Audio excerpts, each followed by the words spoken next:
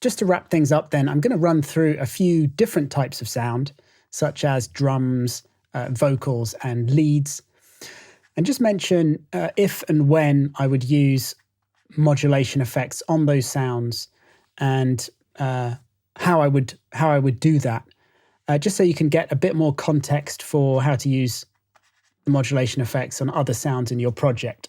For some kind of similar content, you might want to check out the stereo width ear training tutorials as well, which go into how to apply width to sounds and the different ways of doing that, which includes things like static delays and phasers. So when it comes to main drums then,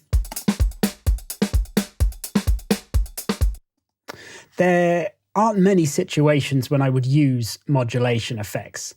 With something like chorus, for example, the kind of way it blurs the stereo image is definitely not desirable. The main drums are sounds that I definitely want to have strong and in the center and not shifting around and kind of unclear. You can, of course, control that width, as we've seen. So I could bring that down to 0.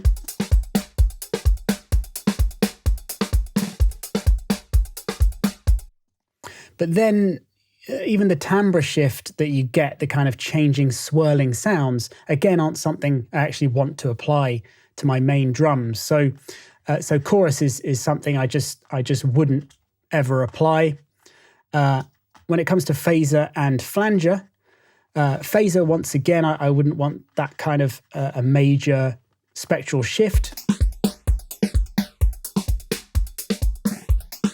or any of my drums to kind of go out of phase, as it were. Flanger is the kind of effect that I might use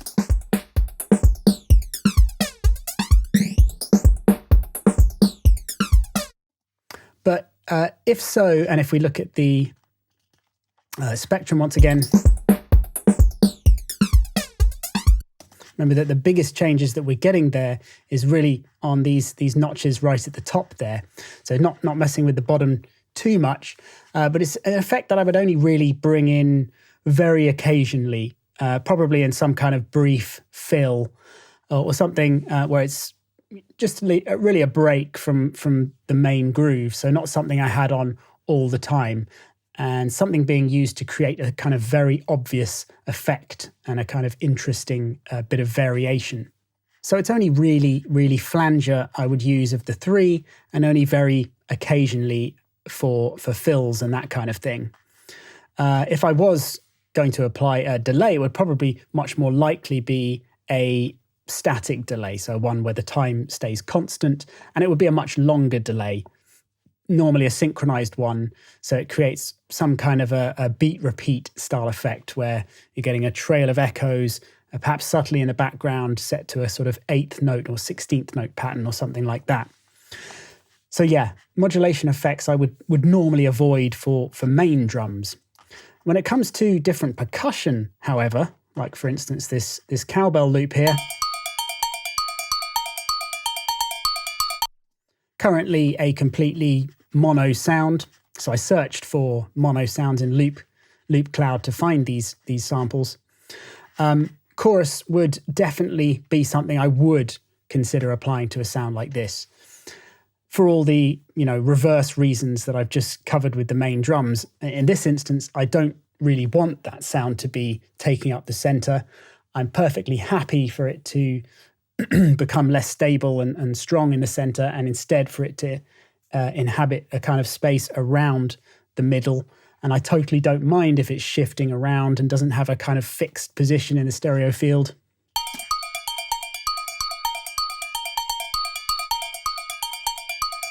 So in this case, I'm going to bring the width up.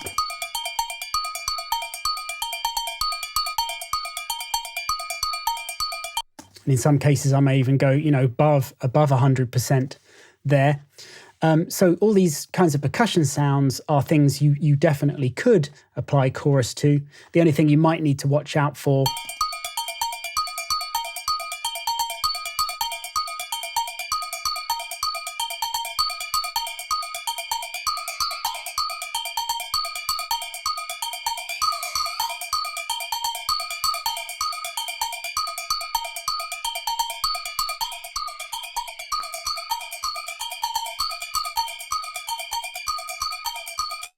We're getting all kinds of sort of wonky pitch shifts there, probably at the extreme end of the effect application. I probably wouldn't want to apply it, certainly if I wanted to preserve some, faithfulness to the original sound.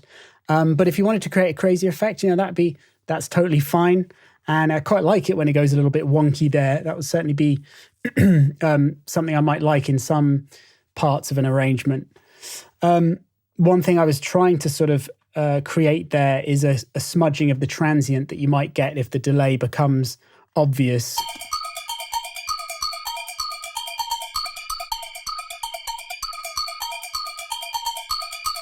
You're sort of getting it there, probably because there's a bit of feedback. Because you've got quite a few delays going on and they're shifting about, the transient isn't quite as distinct anymore, and you're getting a kind of blurring, a very smudged or stuttered transient. So it sounds like there are kind of multiple cowbells hitting rather than one. So that's going to become more and more pronounced as you start to apply the effect more extremely. But certainly at the more kind of reasonable levels,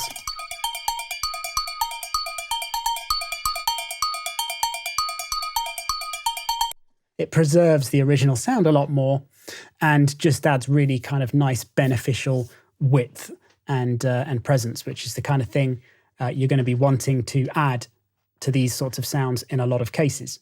Phaser and flanger aren't probably going to do a great deal to this kind of a sound because, as you can see on the spectrum there, we don't have quite so many frequencies to act on. It's not a very noisy sound. It's more sort of fewer, larger peaks, creating a very tonal sound rather than, a ton of harmonics and noise. So you're not going to hear those notches quite so clearly when they're applied. Saying that with a high feedback, you can hear them quite well, but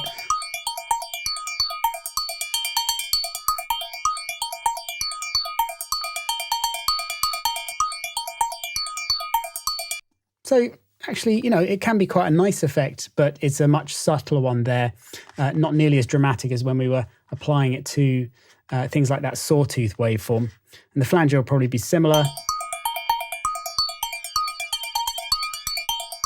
So yeah, a much subtler effect than before.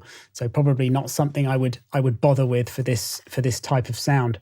When it comes to vocals then, don't want to leave, but I see there's an open door. You're kind of freer to use, whatever modulation effects you like, but it's very much dependent on the genre and what exactly you're trying to do. And once again, how much you want to preserve the original character and how much you want to transform it. If I was making, for example, a dance music track, then I might slap on a load of chorus and not be too worried about it. Don't want to leave, but I see there's an open door. Don't want to leave, but I see there's an open door. Obviously going a bit too large with the dry wet is going to spread it out a bit too much. And once again, it's the same sort of considerations. Do you want that vocal to be strong and in the center, or do you not mind so much and you're happy to have it kind of more just spread across the stereo field? If you are more concerned with keeping that strong center, then you can do the same things that we did for the bass. You could apply it as a parallel effect, either in a rack or on a return track, and just dial up the amount of chorus that you want there. So you just keep that kind of strong center, and you can also use the width control to dial it down if the stereo field is getting a bit too extreme as well. But once again, these effects do come with a kind of character change. Don't want to leave, but I see there's an open door. Don't want to leave, but I see there's an open door. Don't want to leave, but I see there's an open door. In both classic and ensemble, we get that sort of, some people would probably call it a slightly kind of digital even, or spacey and synthetic kind of sound that a lot of people don't particularly enjoy with their vocal. And if I was making, say, a pop track rather than a dance track, I would normally steer clear of things like choruses, or if I was using them, it'd be incredibly subtly in the background. So the main character and timbre of the voice was preserved as much as possible. I would tend to avoid phaser and flanger as well for the same sorts of reasons. I'd probably use a doubling effect more likely. You do actually have that mode on this effect. Don't wanna leave. Not that you'd necessarily need that delayed sound to be modulating. I'd certainly bring the time down first. Don't wanna leave, but I see there's an open door.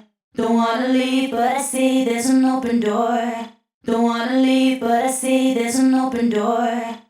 Probably bring down the dry wet. Don't wanna leave, but I see there's an open door. Don't wanna leave, but I see there's an open door. Don't wanna leave, but I see there's an open door. Don't wanna leave, but I see there's an open door. Don't wanna leave, but I see there's an open door. So yeah, it gives you a little bit more kind of presence and interest. Probably have the feedback off actually. Don't wanna leave, but I see there's an open door. Don't wanna leave, but I see that. Don't wanna leave. Don't wanna leave, but I see there's an open door. It kind of sounds interesting with a little bit of this this modulation going on, but a static delay would equally have a similar kind of result. So yeah, some kind of doubling and either subtly modulating delay or even a static one are the kinds of things that I would go for over these standard modulation effects like chorus, phaser, and flanger on a vocal. Unless I was making dancier music where I was happier to transform the sound and apply these, more obvious character and spectral shifts. And lastly, then, when it comes to leads, these are the kinds of sounds that I would generally go to town with.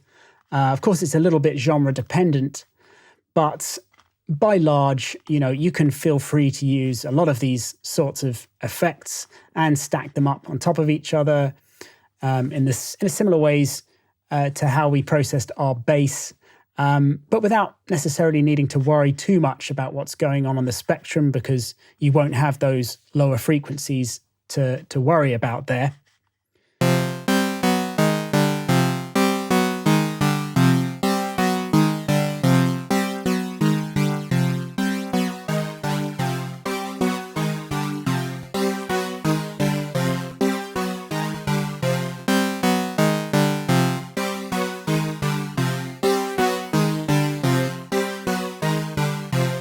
So really just use your ears, listen to what's happening to the sound, and make sure the changes that you're getting are things that you want to be being applied. You may need to think about, again, perhaps the strength of that central signal, the dry center as opposed to the swirling processed one. But again, you can get around that by applying it in parallel, or even just being a bit careful with the dry wet. And the various ways we've looked at so far to make sure it stays strong in the center.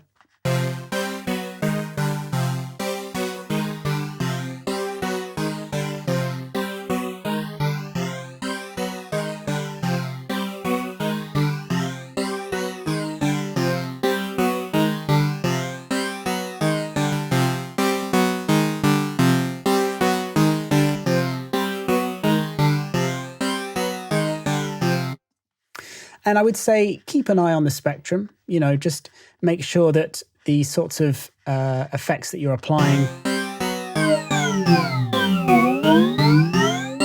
aren't creating resonant peaks like we're getting there with the really high feedback that might create problems in your mix. But as long as you're not getting that sort of thing,